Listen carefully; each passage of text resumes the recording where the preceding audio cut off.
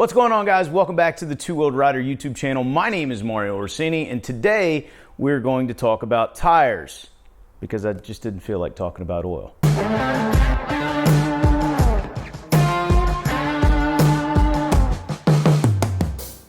All right, so as many of you that follow my Instagram account know, last week a few of us went on the Mid-Atlantic backcountry discovery route. I took my 2008 KTM 990 Adventure on the trip. And one of the most frequently asked questions I got was, how do you like the Dunlop Trailmax Mission Tire? So that's what I'm going to talk about today. It's probably the newest ADV tire out on the market right now. Dunlop touts it as a 50-50 tire, meaning 50% on-road, 50% off-road. I'm going to go down through, some of the specs that Dunlop gives you, and then I'm going to tell you what I actually think about the tires. So Dunlop describes them as an aggressive tread pattern that yields traction in hard terrain, built-in rugged tread blocks, features staggered step design, and a step-down feature to provide rigidity in the contact patch to enhance stability and handling. You know how it is when you're reading these things. Wraparound lugs, which, I'll get you a close-up on what they're talking about by the wraparound lugs on the tire's edge to help prevent, the tire from sharp rocks, also provide additional traction off-road. It is a new compound. It's supposed to be well-balanced between on-road and off-road use and get you a lot of mileage out of these tires. More on that later. Deep grooves are supposed to help it in wet weather and additional bite for off-road performance.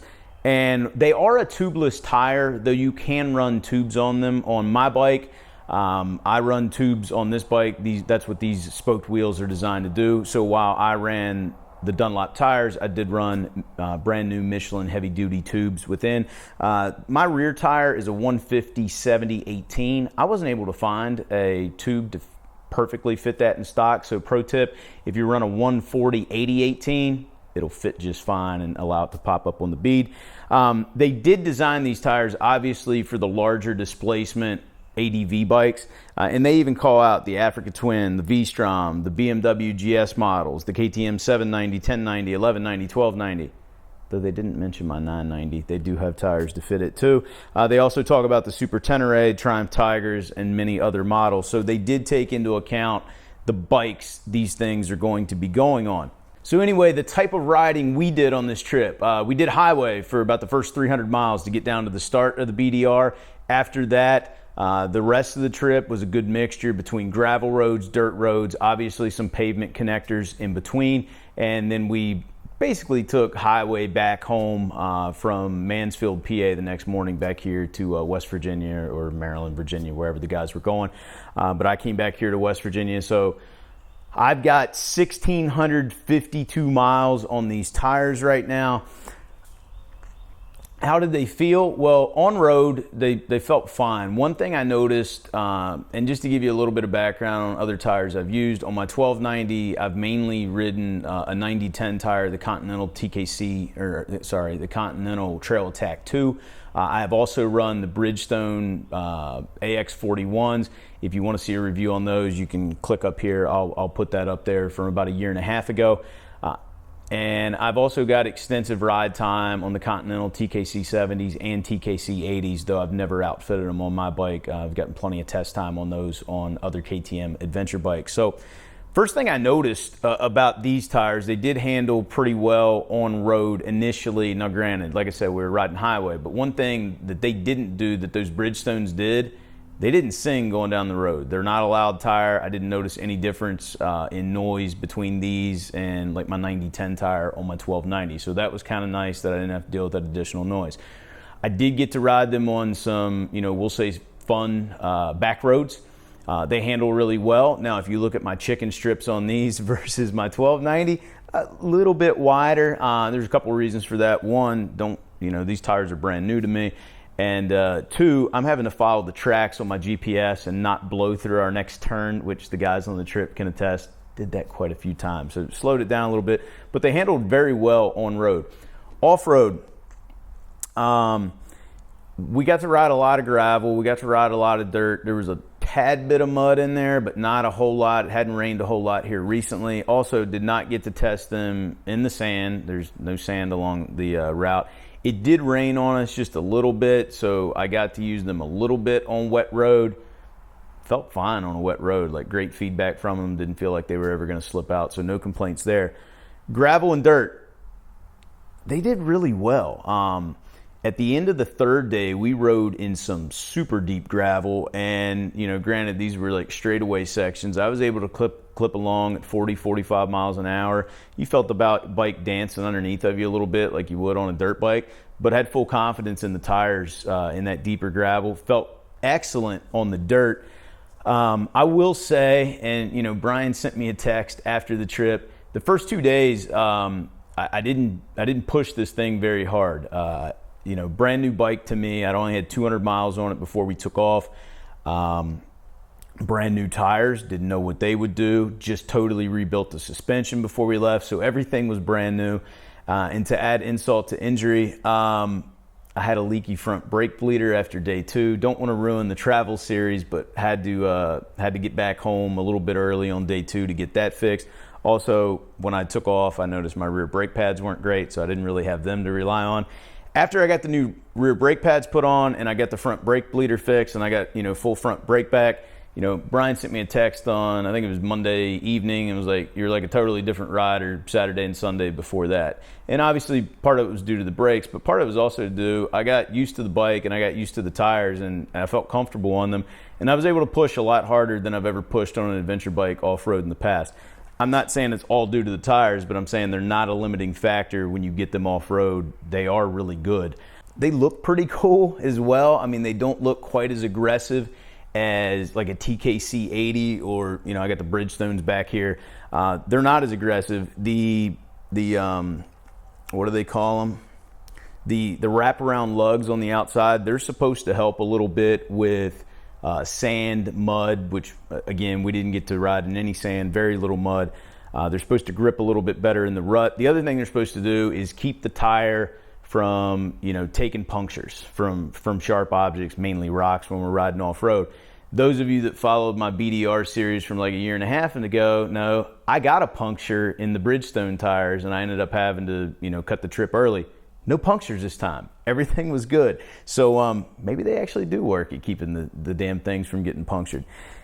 The big claim to these tires is Dunlop claims that you can go 8,000 miles on them. And when I first read that, they said they did it on a V-Strom, so I automatically assumed it must be a V-Strom 650, lighter bike, less horsepower, not going to chew up the tires as bad. But they said a V-Strom 1000.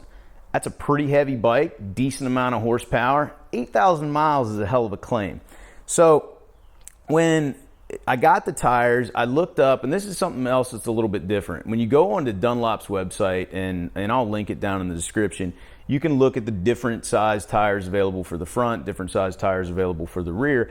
And when you look at the tread depths, they vary a little bit, not just from front to back like you'd expect, but also on certain fronts, there's certain tread depths, and other ones are other tread depths. And they did that because they know the exact bikes that these tires are going on, because they know the wheel size and the recommended tire size from the manufacturer. So they've made sure you've got the right balance. So you will notice a little bit of a discrepancy there between some of them.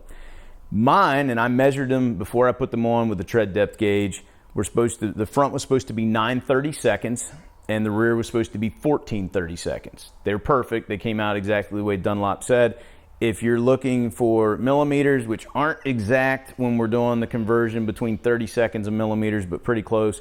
The front, again, 9/32, about 7 millimeters. The rear, 14/32, about 11 millimeters. Like I said, I've got 1,652 miles on these tires. I measured them after we got back from the trip.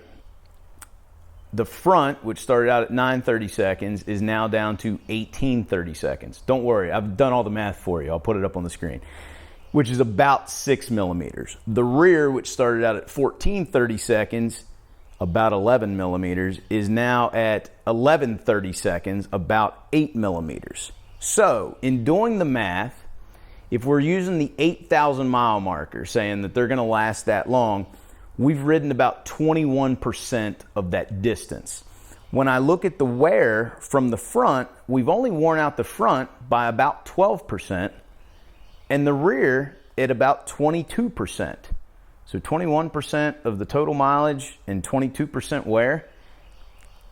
Their claim sounds pretty good. Now, obviously, it's going to be a little bit different. Maybe the 1290 wears them out a little bit faster, though I'd have to take a look. Maybe it's got a little bit more tread depth than what comes on this one. But for a 50/50 tire, to be able to get, even if it's only 7,000 miles out of it, or 7,500, but you know, the math right now looks like it's going to work out to about 8,000 miles. Additionally, they generally wear a little bit quicker when they're new, so they may even outlast the 8,000 mile mark. I don't know, and I'm not going to ride this bike quite as much as my 1290 this year, so it may be a year before I totally wear these tires out, but their claim sounds pretty legit. So who are these tires for? Well, if you want to go ride super aggressive off-road, then you probably need to look into more of like a 40/60 tire, like a TKC 80, maybe those Bridgestones if they don't puncture. And there's some other tires out there that are going to have a bigger, blockier tread pattern that are probably going to be better in the mud, a little bit better in the sand. But as my buddy Tyler says, these adventure bikes aren't great in that kind of stuff anyway. I've also, you got the TKC 70, which is like a 70/30 tire. I think the 50/50 tire is mostly designed for guys that do want to go ride some pretty aggressive stuff off-road or just a lot of off-road, but know they've got connections in between and they want the tire life. So if you were going to do like a longer trip or multiple longer trips throughout the year and you don't want to be constantly changing tires, but you still want something that's going to be good off-road, then I think this is your ticket. Brian just finished the trip on his TKC 80s, which were his, the stock tire that came on the bike at 3,000 miles, which had actually pretty good wear for the rear. It's toast. If that's the trade-off. If you want a little bit better performance off-road, then go with the more aggressive tire, but you're not going to get the longevity that you're going to get out of something like this. So it's always going to be a trade-off. I think these things did really well off-road. Would I recommend them? Yes, I would. They were about $300 for a pair. Obviously, I had to buy tubes for mine, but if you're running the tubeless system, whether it's, the newer 1290s or the BMWs or the Yamahas or whatever, you don't have to worry about buying tubes. So, yeah, pretty impressed. So, anyway, guys, that is my experience with them so far. The mileage claim seems to stand up. They did well off-road. Like I said, didn't get much mud testing, got no sand testing, and very limited wet weather, but the little bit of wet weather we did get, they worked pretty well. So anyway, I hope you guys enjoyed today's video. If you did, please give it a big thumbs up. If you're not a subscriber, consider hitting that subscribe button, because if you like motorcycles, well, this is the place to be. If you have any questions about these tires, maybe you need a little more detail, something I didn't go over, maybe you're watching this a year and a half from now and wondering, hey, did they last 8,000 miles? Let me know down in the comment section below. I'll do my best to answer them. And as always, I'll talk to you again soon.